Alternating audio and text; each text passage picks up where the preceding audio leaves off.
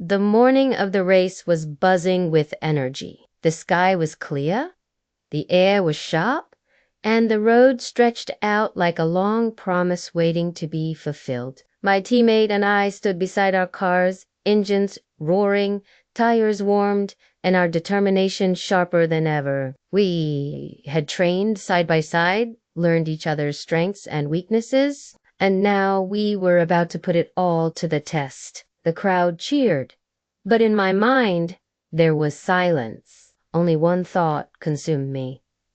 I had to beat him. When the flag dropped, both of us launched forward, tires screeching against the asphalt. My red car leaped ahead for a second, but his yellow machine quickly caught up, its engine snarling like a predator ready to strike. We raced shoulder to shoulder, sparks of rivalry flying between us, each daring the other to blink first. He had the raw speed, but I had something more important. I knew his habits. I knew that on the sharp left turns, he always slowed a little too late, giving him less control. That was my opening, and I held on to that knowledge like a secret weapon. The first few laps were brutal. He tried to intimidate me by pushing closer, forcing me toward the edge of the track. But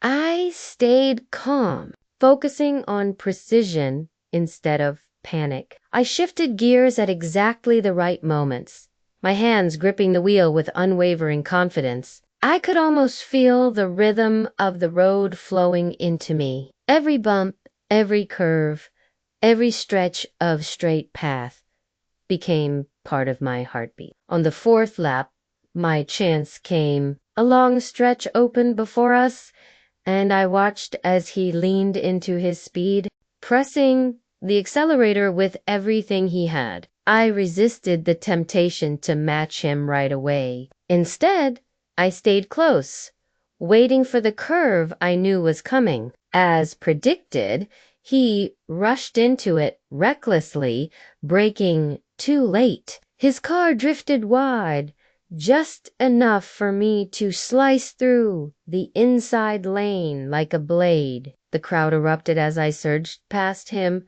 red streaking ahead of yellow. But the race wasn't over.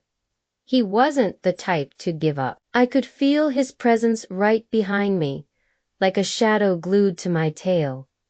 He pressed me hard, trying to force mistakes. My heart pounded as I pushed my car to its limits, feeling the vibrations rattle through my body. Every second was a battle against fear, doubt, and fatigue. Still, I refused to let him break me. As the final lap began, he made one last desperate move. On the straightaway, he pulled alongside me, our cars nearly touching, engines howling in unison. It felt less like racing and more like a war. I glanced at him for a split second, his eyes burned with determination. But I noticed the smallest flicker of hesitation. He was pushing too hard, too fast. I waited until the very last turn, the trickiest curve on the track, the one we had practiced countless times. I knew it demanded balance too much speed and you'd spin out, too little and you'd lose momentum. He went in aggressive, his yellow car roaring with fury. I, on the other hand, played it smooth and steady. I let the car glide through, hugging the curve like it was made for me. His tires screeched, his control wavered, and that tiny mistake cost him the race. When the finish line appeared, I was already ahead. My car shot forward, crossing it with a roar of triumph. The crowd exploded with cheers, but all I heard was the pounding of my own heart. I had done it. I had beaten my teammate, not just with speed, but with patience, strategy, and resilience. After the race, he pulled up beside me, his face flushed with frustration but also respect. He knew I had earned the victory. We shook hands, the rivalry still alive, but now with a deeper bond of understanding. Winning wasn't just about being faster, it was about knowing when to wait, when to strike, and when to trust yourself completely. That day, under the blazing sun and the roar of engines, I proved to myself that I wasn't just a racer. I was a strategist, a fighter, and most importantly, a winner. The victory was sweet, but it came with a price. My teammate, though respectful after the handshake, carried the sting of defeat in his eyes. I could see it whenever he looked at me in the following days. To him, the loss wasn't just about speed, it was about pride.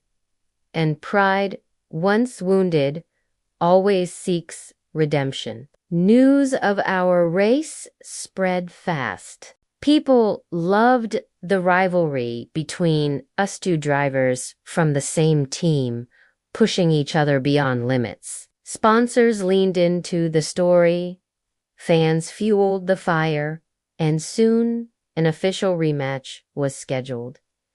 This time, it wasn't just bragging rights at stake. It was about reputation, honor, and proving once and for all who truly deserved the crown. I trained harder than ever. Every morning, I was on the track before sunrise, running simulations, adjusting my car, memorizing every curve. I replayed the last race in my mind 100 times, analyzing my teammates' mistakes and anticipating how he might change his strategy.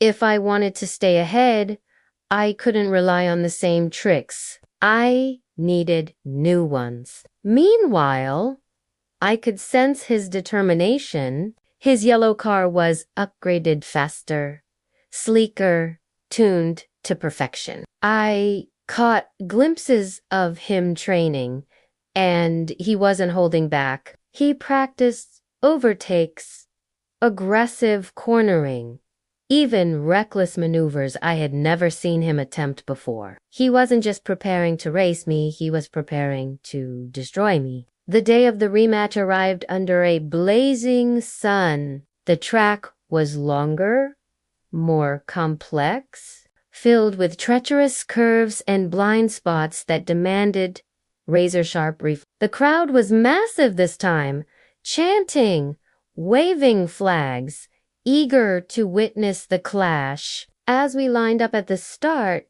I could feel the tension vibrating through the air. My hands gripped the wheel, my heart steady but intense. He glanced at me once, his expression a mixture of focus and challenge. No words were exchanged. None were needed. The flag dropped. Engines screamed. We launched forward, wheels spitting fire against the asphalt. This time, he didn't wait. He went all out from the start, his yellow car bursting ahead like a rocket. I stayed close, not panicking, waiting for the rhythm of the race to settle in. My strategy was patience. His was pure aggression. The first few laps were brutal. He blocked every attempt I made to pass, swerving with precision that showed he had studied me just as I had studied him. He wanted me behind him, trapped in his shadow. At one point, he nearly forced me off the track with a sharp cut, but I kept control, holding my ground. The crowd roared at every close call, the rivalry turning into a spectacle of skill and risk. By the halfway mark, I realized his plan. He was trying to exhaust me, force me into mistakes by keeping me under pressure. It was clever, but it was also dangerous. Pushing a car that hard meant one wrong move could end it all. I decided to wait, let him burn himself out, and then the opportunity came. On a long downhill stretch leading into a sharp left curve, he went in too hot tires squealing, the back of his car fishtailing slightly. It was only a fraction of a second, but it was enough. I dove inside my red car, hugging the line perfectly, sliding past him with surgical precision. The crowd exploded. I was in the lead, but he didn't back down. He stuck to me like glue, every turn, every straightaway, right on my tail. I could feel the heat of his engine behind me, the pressure mounting with every second. On the penultimate lap, he made his boldest move yet on the straight.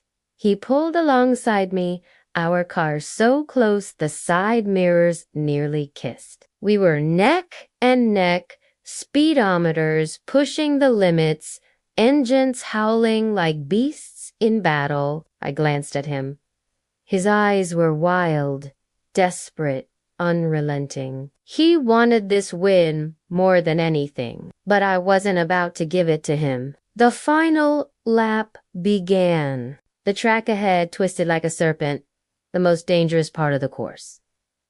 This was where champions were Mador broken. We entered side by side, every corner a clash, every straight a test of nerves. The crowd was on its feet, voices blending into a storm of noise. Then came the last curve, the very same type that had won me the first race. I braked with perfect timing, sliding in smooth, balanced, controlled. He, on the other hand, pushed harder, unwilling to yield. His yellow car screeched, smoke rising from the tires as he fought to keep control. For a moment, it looked like he would spin out, but somehow, miraculously, he held on. We burst out of the curve, the finish line in sight. Both cars roared forward, engines screaming at maximum power. It was no longer about strategy.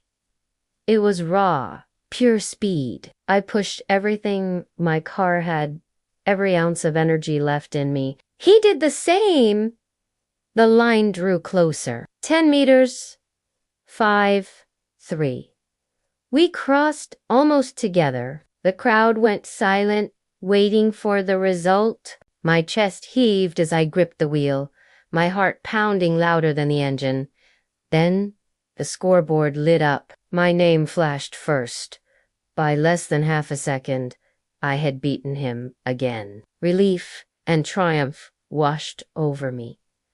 I had defended my victory, but this time something was different. When I looked at him, I didn't see just frustration.